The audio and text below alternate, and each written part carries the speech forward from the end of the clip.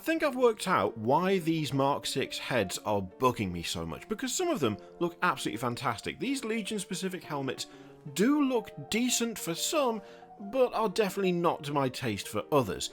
But it's not just that side of things, that's all very subjective. Part of it is there seems to be this weird reluctance to go completely overboard with customization for some Legions, whereas there's absolutely no problem completely ignoring the shape of said head for others. This is the Thousand Suns upgrade set, and you know what, they're not too bad. They call back nicely to the previous upgrade sets they've had access to. There's some repeated patterns, some repeated motifs, the gemstones in the centre of the forehead, those symbols that kind of come out the forehead and up and back. Those are very consistent with previous ones. Also, the lines come down from the eyes, but they do also have a little bit of a cute kind of whiskers feel going on with the vents that are on the side of the front of the beaky. I'm not a big fan of that, just perhaps a little too cute for my personal taste. The thing is that these are adhering very strictly to the shape of the Mark 6 head, right? They are still recognisably beaky helmets with a bit of Legion flavoured customization. The thing is, some of the Legions that have some of the best upgrades, and admittedly some of the worst, don't actually try to make any effort to adhere to this basic shape. It feels like for every Thousand Suns upgrade set, every Blood Angel set, every White Scar set, every Raven Guard set, every Ultramarine set, you get something that is completely and totally different. For instance, the World Eaters get incredibly interesting Mark 6 heads, and one of the things that makes them so interesting is because they completely ignore the beaky aspect altogether. There is no hint of the beaky look to these at all, except for maybe the eyes, but the overall shape is different, the presentation is different, the ornamentation is different.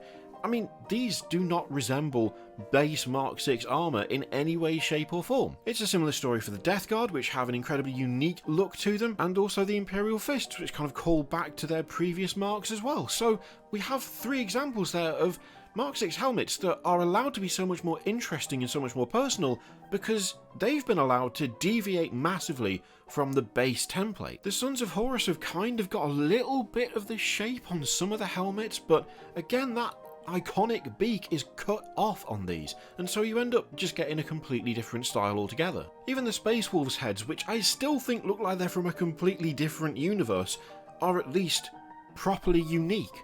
There is nothing else for any of the other Legions that looks anything like this, thank God. I think that's why I'm starting to find these kind of underwhelming the more of them we see, because there's only so much you can do with the beaky shape, there's only so much stuff you can stick on there before they start to look kind of similar to other stuff, and at this stage it just kind of feels like there isn't as much unique Legion stuff attached to these as there have been for other Legions. While these Thousand Suns helmets are different to the Blood Angels ones, which are different to the Raven Guard ones, the fact is that the shape of these heads simply doesn't give that much space for customization, which is why it's weird to me now that I've realised that so many other Legions are allowed to simply ignore that.